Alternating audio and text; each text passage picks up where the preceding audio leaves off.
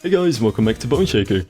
Today's video mostly consists of me working on these two clock towers, which are going to be placed on top of the lift hill, on top of this hill over here, which is also the highest point of the coaster. So these are more or less going to be the big weenies of the coaster, the most sort of prominent and visible parts of the scenery from pretty much all angles, and that's why I do want to put quite some effort into making these look exactly the way I want to, and I'll probably still work on these things a lot more in the future, maybe even do that off screen, which I'll talk a little bit more about in the future. But yeah, these are basically just going to be two quite simple, not too big and not too crazy clock towers, just quite some simple towers, but I did want to get the look of these towers completely right, because they are so important to how the coaster looks in general, and sort of mark the end of the lift hill here and the start of the rest of the ride, basically. And as for the design of them, this is something that I also want to get back to later in this video as well, but they are mostly just very simple clock towers where I just kind of experimented with the pieces that we have at the moment. This one is going to be closed and there won't be like a bell hanging in the middle of it, but I just wanted to have this sort of more inclined walls over here, which will actually work with the top of the spire of the building itself, which you'll see in a bit, because I wanted to make an onion dome for this building, which did take quite a bit of effort. But if you don't know what I'm talking about, in any case, an onion dome is a spire which is shaped like an onion. It's very shocking, I know, and while it's not very Victorian, and I really wanted to try to go for as many Victorian things as I could, this is just something that's sort of been on my list to try in this game for a really long time, because I really like the look of them. They are more common on especially Catholic churches in like the Alpine area, so in Germany and Austria, places like that. You obviously see them a lot in Russia as well. So they're not entirely the sort of Victorian kind of thing that I'm looking for, but I just like the shape in general, and I figured it would work quite alright on this tower, and especially with that shape it has going on underneath this, with the little sort of more narrow part of the walls underneath this part where the bells are going to be. And yeah, that's basically the simple design for this coaster in general. It was just kind of tough to get the spires exactly the way I wanted to. I wanted to use this piece because it's really small and it really allows you to get the exact shape that you want to, and I'm really happy actually with how it turned out to like give you that freedom, especially with the curves and stuff that an onion, well, dome has. And it also has that sort of brassy texture to it. I kind of wanted or fantasized that this would have a complete brassy look to it, which it doesn't entirely look like brass, obviously, since it is just a wooden little detail that I tried to use here to make the tower happen. But at least it sort of looks like the same color, and that's the general idea behind the look of the tower. And I figured for quite a while I could maybe stick something else on top of it, because at the moment it is a bit empty. But that's something that I might always return to in the future. I've tried the golden, like, frieze for quite a few times, or, like the golden statue sculpture thing, but that didn't quite work out because texture reasons, so that is probably not gonna happen to get the sort of brassy color onto the tower. So this is probably gonna be the final look of the spire itself, but I might change what's underneath it. Moving on to the second bell tower, which is going to be the higher tower. I just wanted to get some asymmetry going here. And also going to be the tower with the like more open, exposed and obvious bell in the middle of it. And it's also going to have a really pointy, much more Victorian-esque spire on top of it. And for the rest of the design, it's more or less just a variation on the idea that I had with the other tower, just with some slightly different colors, slightly different details to create a slightly different look overall, but it's quite a similar tower to just kind of give them that sense that they belong together.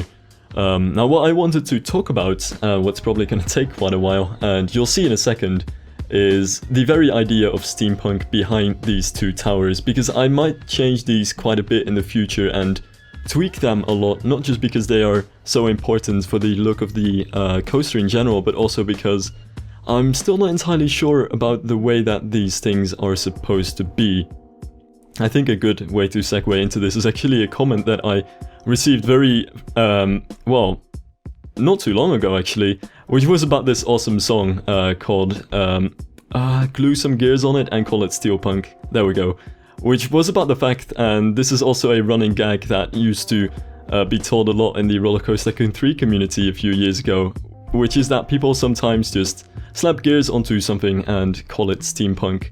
Or specifically in Roller Coaster Tycoon 3, it would be the idea that you could make anything and just add a whole lot of pipes and gears and it would be steampunk. And the issue with that is that, well, it's not entirely true, because one of the main sort of ideas behind it, and the issue with that is, or at least what I think from my point of view, even though I'm not too big into steampunk, steampunk isn't really a decoration, it's a design in general, and you kind of need to carry, especially if you're going for that classic steampunk atmosphere, some Victorian style of fashion or architecture into whatever you're making steampunk, rather than just slapping gears onto it. Like, there's much more like deeper design behind it, and also it kind of needs to be functional, which is something that I definitely want to get back at here, because some of the things I've made are just not functional, and I just more or less did because it looked good, but I might want to get back at that at some point in the future. But yeah, that's the basic premise. It kind of doesn't really make sense to slap gears onto something where they don't really belong, because you're not really making any kind of machinery or anything useful in that case. And I think I can kind of add to that I think just adding lots of detail to something is not even a really good thing. I think it should just be avoided, because anyone can just add tons of detail to something, and it doesn't really mean you're necessarily skilled at something, and also it can just drown you in detail. And if you don't leave some areas undetailed, you don't really notice the detailed parts that you do want to come out and sort of jump at the viewer. You don't really notice them as much, and it just becomes this mess of all sorts of things that you have to look at the same time, which, well, I do appreciate it if people talk about my rides in that kind of way. It's definitely what I am trying to avoid, in a sense that an overall sort of look to something is much more important than how many details it has and how much effort was put into it. And coming back to that, while I'm just working on the tower a little bit, which will be quite a pointy spire, as you can see, I may want to delete the gears, or at least move them at some point in the future, to at least give them some sort of purpose, because that's my main issue in this case. I mean, obviously I do wanna be somewhat flexible with this. It is still a theme park after all, and I also think the most important thing is just to make things look good. That should probably just be the most important criterion to look at. So as long as the gears look good, I figure I should go with them. But not having any function also kind of makes them look weird. So I'll probably end up in the future putting the gears onto the other tower and just having windows in this tower, and then put a clock over the top part of that other tower. Maybe add some pipelines here and there to cool the entire thing down and make it a steampunk powered clock tower, something along the lines of that. But it's just something that I want to keep in mind, and something that I do want to address a bit over here, because I'm not the biggest into steampunk person, but I am very open for feedback and criticism from anyone in the comment section as well, especially the people who are into steampunk quite heavily and have suggestions. So if you do have some ideas or things that I should change because I totally broke the rules, I'm always open for feedback and criticism. Anyway, moving on for a little bit. This is going to be the final more or less look of the towers, barring the fact that I might move the gears a bit and shuffle them alongside certain places of the building, but this will be the more or less the basic build-up of the tower. They're quite narrow, really an important vertical accent to at least emphasize the height of the coaster a bit, because this is quite a short coaster. Actually, I'm trying to make this coaster look as tall as I can without actually making it look tall, tall at all, because it is still a family coaster. It's not really that high or that big, but the tower should help to make this look a little bit more intimidating and far away from the paths. And on the other hand, because these towers are placed on this hill over here, it does make them look a bit taller than they really are as well. And moving on, I really wanted to make some gears because I had an idea on how to make them. I still have no idea how to use these things, so I might actually move these things to someplace elsewhere in the coaster if I find a good use for them. But I just wanted to make some gears because I wanted to do it, basically. And I'm quite happy with how they turn out, though then again, these are more or less useless gears that don't really have a use over here, so I might want to move them to where in the future I want to have a chimney around this part of the park, and see if I can turn that into some sort of machinery. Speaking of which, by the way, I said part of the park, but I kind of want to clear up some confusion there. This is going to be just one ride, so I won't really add anything to this. This is just going to be one standalone ride. It's inspired by Disney in a sense that I think it could kind of fit into a Disney park or a similar heavily themed park as like a single themed area on its own, and that's also what it'll be most likely made into. So it'll be a very sort of standalone section of one park that you could imagine would fit into another park, like a piece of a puzzle really. But it's not going to really have anything else around it. It's just this one section, because I've kind of got some other things to do as well, and some other plans that I might want to try in the future as well, which I don't think I've ever talked about this, but I've had the long time plan to make a fantasy dueling inverted B&M coaster. There we go. And that is something I still want to try. I might even try it on some floating islands, though I'm not entirely sure. It's not the most creative idea ever, but yeah, that is awfully off topic. I just wanted to have like a little wall over here just to get some sort of building-ish detail around this part of the ride. I don't want to add buildings and well, yeah, scenery like machinery around the entire ride. Much of the ride will actually just be rockwork and some simple dark, not too overgrown foliage. But I do want to have some parts with quite some heavy and dense buildings, and I definitely wanted to have it around the sides of the towers to not make the towers look so alone, and just have a build-up of buildings around it. Though again, I'm not really sure exactly what I will do with this part. Though there are some ideas that I do have that I might want to get into. Though most importantly, I really just want to try to make a clock, because that would really just seem like a really cool idea to try, and a good way to get some details in without having to resort to gears, because honestly I don't really see any other ways to easily get like Victorian elements in, or steampunk elements. Definitely when it comes to Victorian scenery, there is practically nothing in the game, so while you can like make something that sort of resembles it and kind of looks like it, you can't get the exact details of it right in any sort of way. And the same kind of goes for the machinery that I was hoping to have. And especially now that the bug with which you can rotate walls is taken out of the game, there are barely any ways to get to that kind of thing. Though I do like how that little brass pipe turned out, so I might bring back some brass pipes here and there for like cooling of machinery and stuff like that in the future. I mean, on the topic of scenery, one of the things that I do want to think about, and I think N7 on Shy Guys World worded this really well. I don't really remember what exactly he said though, which is probably really stupid considering I'm trying to praise him for it, but what he kind of talked about is that in Planet Coaster you don't really make buildings so much as you just kind of at the moment lump different pieces together to make one big mess that kind of looks like what you're supposed to make. But in the end, if you break it down, like if you remove a certain window, if you remove a certain wall here and there, you just find all of these ugly pieces that stick out from the details that you try to lump together to make certain things. And this can make things a little bit messy and unorganized and not looking so clean, which I'm trying to avoid here. And also it is pretty much the cause for the enormous lag.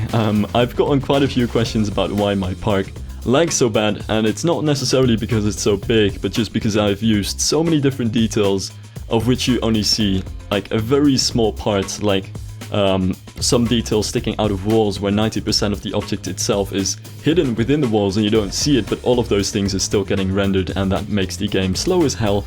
And even though we did have a awesome optimization update and the game actually runs very well for an alpha game so far, it's not exactly the best thing to have, especially on my poor i5, which can't take that much of that kind of stuff. So I do wanna not go too much into ridiculous detail and rather just try to compose a sort of general area and look to the coaster that I want without having to go too much into unnecessary detail, basically. So yeah, that's just something I want to do, as well as trying to get a purpose into the stuff that I build a bit more, because without purpose, as we both know, it wouldn't exist.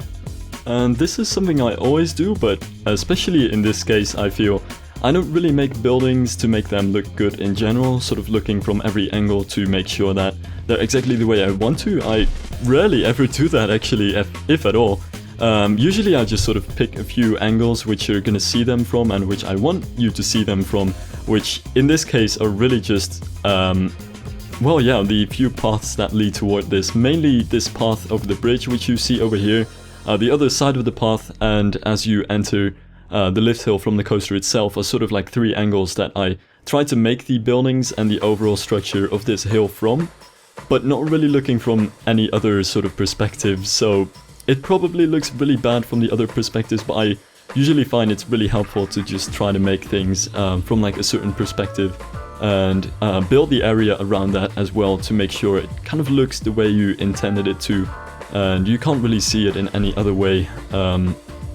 And any other way would really kind of look almost backstage-ish, to not even look at it so much as a building, but more as a part of just scenery, as decor that's supposed to be just looked at from like a certain angle and in a certain way, and sort of framed inside the general environment and surroundings in a certain way that you're looking for, which I find is kind of interesting because you do notice like different people have different approaches to making stuff, even though it's just playing a video game, but that's more or less the way that I like to approach it. Anyway, moving on to a new section here, and this is actually one section that I'm actually whoa. Okay, this is actually one section which I am actually really happy with how it turned out, and I didn't really expect that beforehand. Basically, it's going to be the engine of the lift hill, which might seem a bit strange, but I figured I wanted to turn the lift hill into some machinery, because that's just a really good excuse, or purpose I should probably say.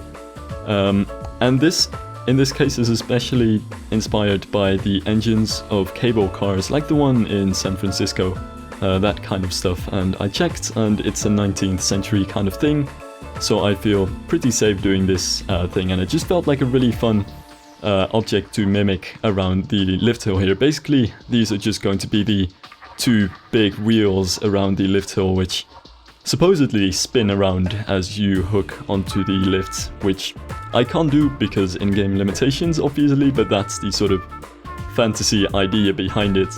And so these would in real life be the wheels that spin the cable of the cable cars. They also kind of resemble the wheels that you see in older gondolas, where the station mechanisms are all exposed, which I also find really cool to look at. And it's really that kind of atmosphere that I try to get at with these wheels at the bottom of the lift hill here. And these are basically going to be the machinery that drive the cable, even though there is that little machine underneath the beginning of the cable, and we can do this with much less grotesque machinery today.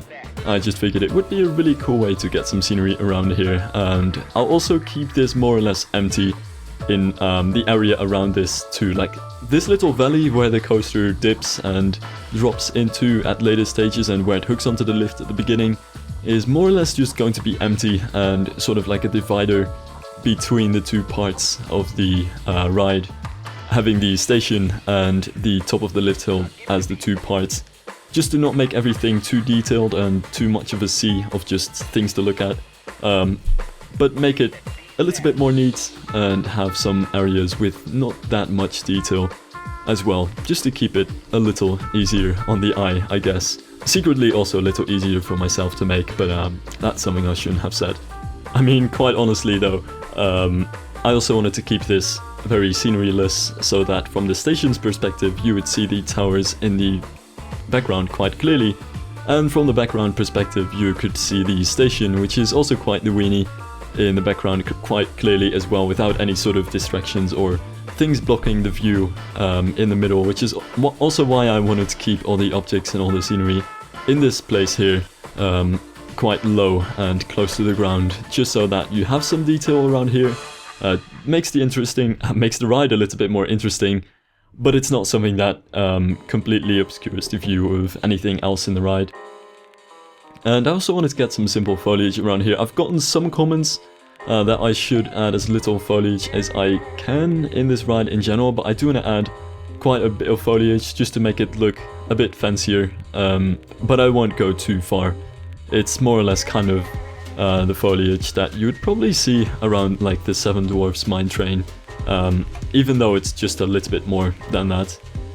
Just the kind of foliage that you see around mine train coasters in general as well. Not too much, but still keeping some greenery in there to not make it one big dull mess. Though I did want to go for like a specific sort of palette, if you will, for the foliage here. So you notice that I've used that little very dark evergreen colored-ish, I'm still not good with colors, little bush just to get some darker sort of shades of green in here, and try to avoid the really light bushes and the very light flat bush in favor of the newer, more gritty colored kind of foliage, as well as the little white flowers, which I figured would fit in quite well with that, to at least get a bit of color but not make it too colorful and bright and too big of a contrast with the steampunk scenery. And I actually think that little bush works quite well as a little sort of overgrown grassy looking foliage bit as well, so I'm actually quite happy with how that turned out too. Anyway, just placing some trees for the thumbnail here, and that's basically it, so I'm gonna move on to a real-time section which I've saved.